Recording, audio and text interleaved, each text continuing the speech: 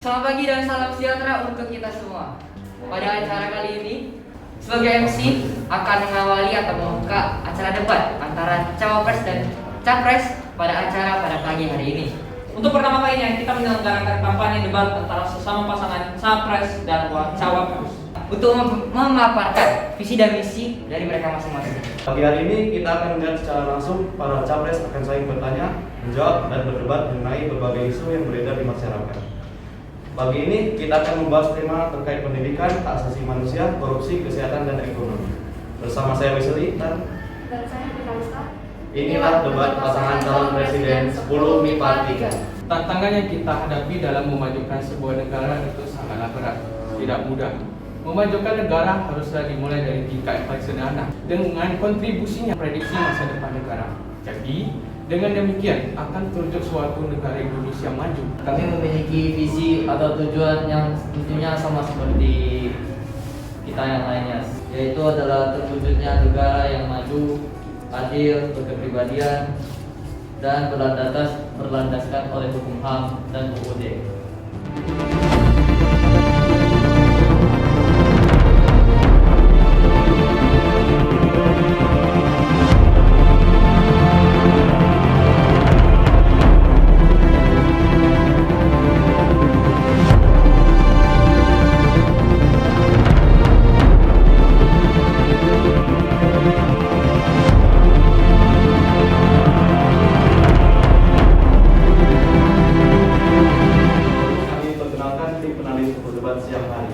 Profesor Johan Fago, SPD, merupakan dosen Fakultas Penyakit Mental dalam Universitas Indonesia.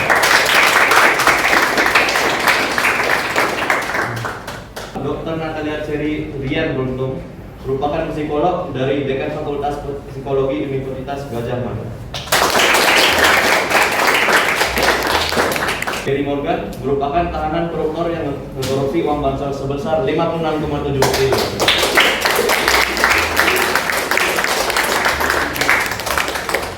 Kepada tim penulis, kami persilakan untuk membacakan pertanyaan kepada paslon nomor 2. Saat ini, pemanfaatan BPJS hanya dimiliki oleh sebagian orang dan hanya terbatas di rumah sakit yang telah ditentukan sebelumnya.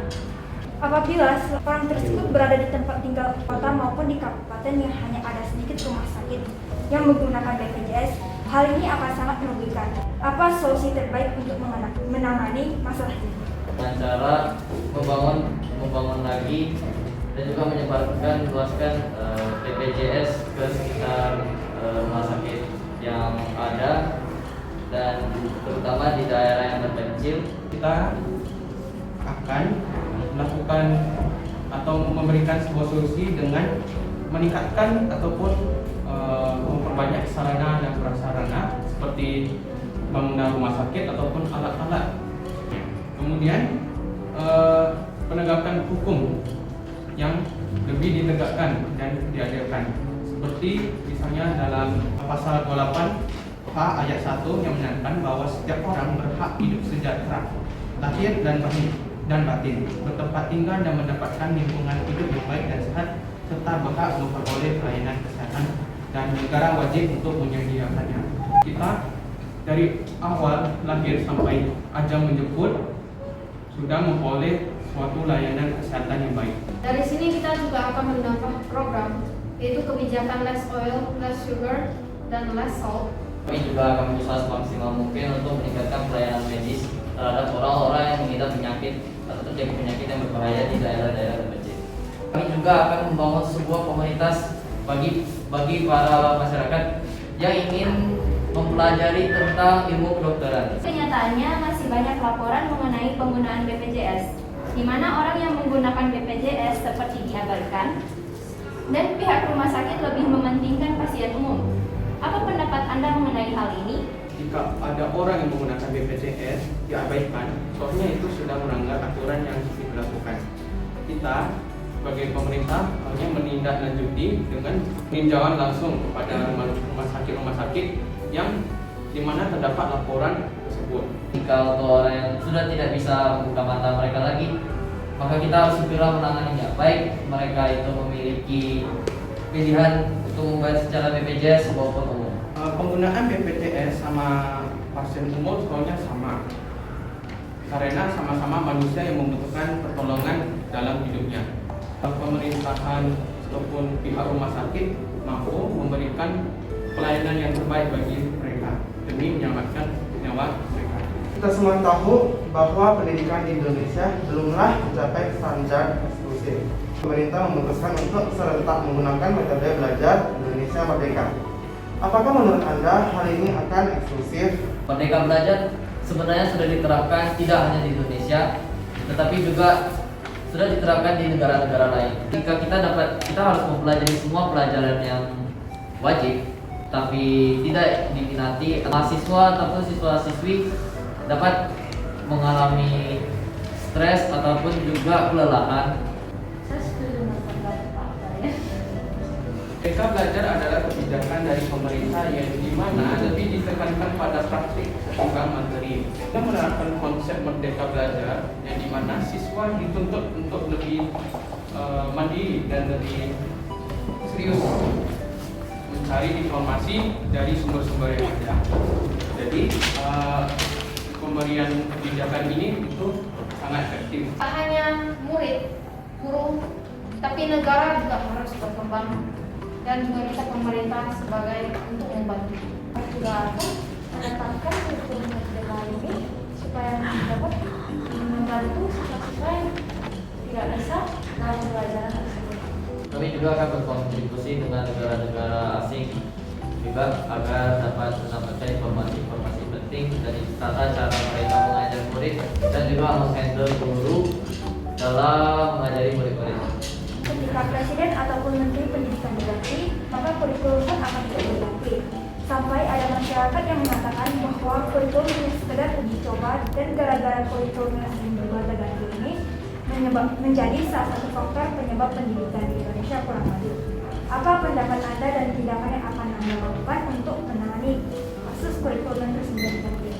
Demi mengikuti kemajuan zaman, Indonesia juga harus berkembang, dapat untuk bersaing dengan negara-negara lainnya. Kurikulum merdeka itu lebih ditekankan pada praktik yang dimana siswa itu lebih dianjurkan untuk lebih aktif dalam mencari sumber-sumber yang ada. Jika kebanyakan tidak setuju atau tidak nyaman dengan kurikulum yang dilaksanakan, maka kami akan mengganti kurikulum yang lebih baru dan lebih efisien yang dikembangkan dari kritik dan saran dari masyarakat. Selanjutnya kita beralih ke tema yang kita tunggu-tunggu, yaitu korupsi. Setiap orang pasti punya kesibukan yang membuat pekerjaan atau tugas jadi harus ditinggalkan. Ketika seorang guru tidak masuk untuk mengajar, maka anak murid jadi tidak belajar alias jam kosong. Namun gajinya masih sama besar dengan guru lain yang tidak izin. Apakah hal tersebut masuk dalam kategori korupsi? Lalu apa kebijakan yang akan Anda terapkan jika hal ini diprotes suatu saat nanti? Jika ada guru yang tidak meminta izin dan tidak mengajar murid-muridnya, maka itu termasuk korupsi juga kalau misalnya gajinya itu tetap masuk dan tidak ada potongan gaji karena izin. Soalnya ketika murid-murid ingin belajar, tetapi gurunya nggak masuk dan memberikan tugas-tugas dan jadi tidak ada materi yang dipelajari. Jadi kami berpikir itu termasuk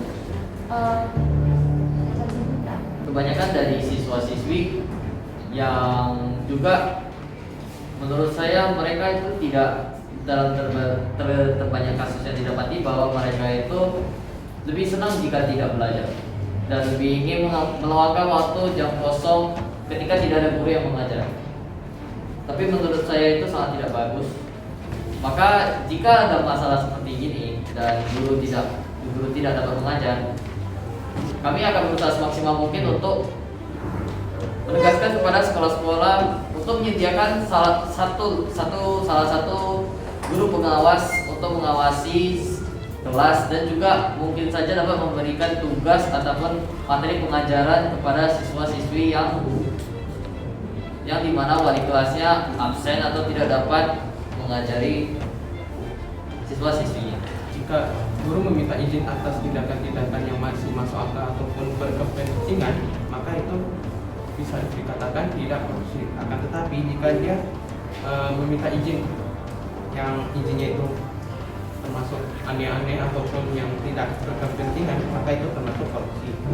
Jadi mengenai masalah itu tergantung akan permintaan izinnya. Kemudian sebenarnya yang korupsi itu bukanlah guru yang melainkan sekolah.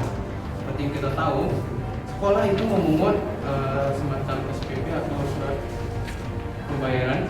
SPP yang diberikan pun tidak gratis ataupun tidak murah. Jika kita hitung dari jumlah siswa yang banyak, pendapatan yang masuk itu hanya besar juga, akan tetapi gaji yang diberikan kepada guru itu kecil.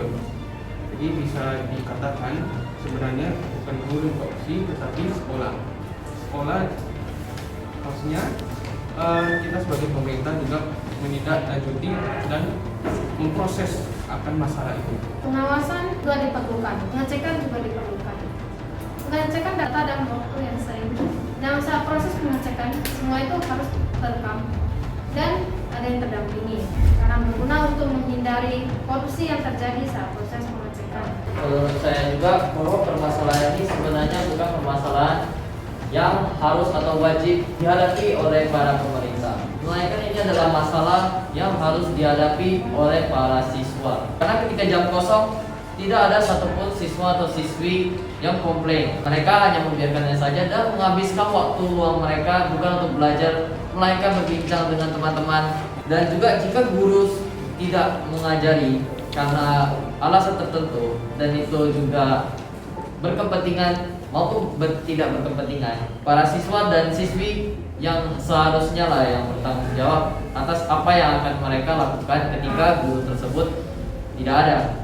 Kalian tidak boleh takut untuk memberikan komplain ataupun kepada guru-guru ataupun organisasi yang lebih tinggi termasuk pendidikan bahwa kalian tidak belajar, bukannya malah di kelas dan menghabiskan waktu kalian. Izinkan kami menutup terlebih dahulu.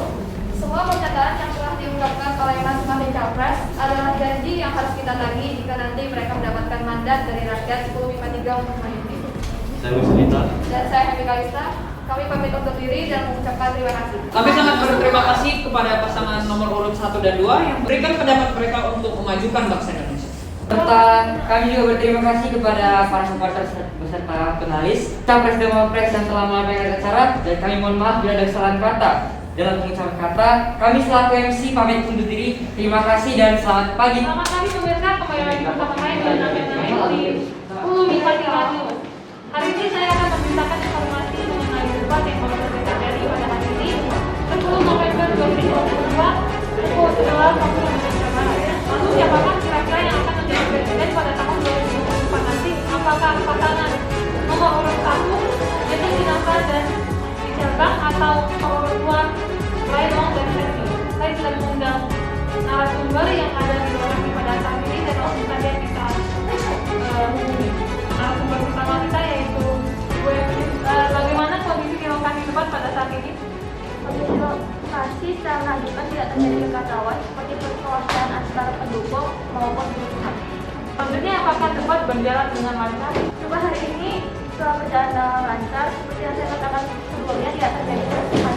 Lalu, apakah ada momen yang mengagetkan atau di luar ekspektasi pada saat debat berlangsung? Kejadian yang di luar ekspektasi debat hari ini adalah dengan munculnya mantan narapidana yang muncul sebagai pendalih pada debat calon presiden dan calon wakil presiden hari ini.